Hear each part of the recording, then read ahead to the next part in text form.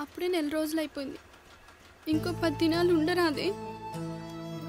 సెలవులు ఇస్తలేరే, జాగ్రత్త, టైంకి తినాలి. అది చాలు చాలు, పోయినాక ఫోన్ చేస్తా. బయలుదేరు. ఇంట్లో పెళ్ళాంతో కబుర్లు చెప్తూ కూర్చుంటే ఏమొస్తుంది? తొందరగా ఇళ్ళు, అక్కడ ఫ్లైట్ టైం అవుతుంది. ఇగో ఈసారి ఓవర్ టైం ఎక్కువ చేయి, ఇంటికి స్లాబ్ వేయించాలి బిడ్డ. చలో. అరే తమ్మి, ఈసారి వచ్చేటప్పుడు మర్చిపోకుండా బిస్కెట్లు పట్టుకరా. కుక్క బిస్కెట్లా? నీకెందుకురా?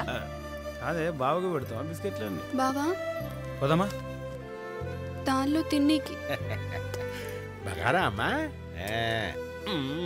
అరే ఇట్లాంటిది తింటే కాకా వస్తారా? లేదురా, మేము వస్తాం. అరే అక్కడికి వస్తే ఇంజనీర్ సూపర్వైజర్ అవుతాం. ఇక్కడ మమ్మల్ని చూస్తే కూర్చున్న ఆడిది కూడా లేస్తలేదు. ఇజ్జత్ పోతుందిరా. ఎట్టి పరిస్థితుల్లో అక్కడికి రావాలి, పైసా సంపాదించాలి. అవసరం అయితే ఇంట్లో లొల్లి చేసేనే వస్తాం రా. కాకా అయినోళ్ళని ఇడిచిపెట్టిపోడు నరకం రా. వస్తా, జాగ్రత్త. అది తీరా, నేను పట్టుకోస్తా.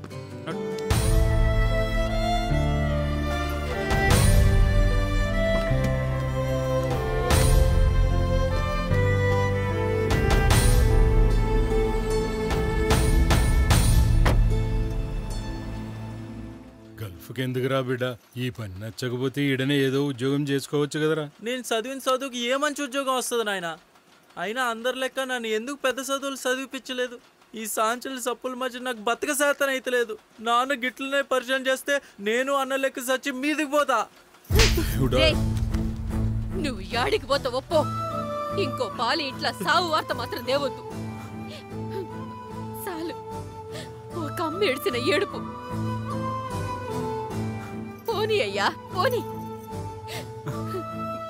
బతుకుని చూసి భయపడేటోళ్ళయ్యా ఇళ్ళు. యాడికన్నా పోయి బతకని. అది కాదే, ఇన్నేళ్ల సంధి నేను నోరెత్తలే.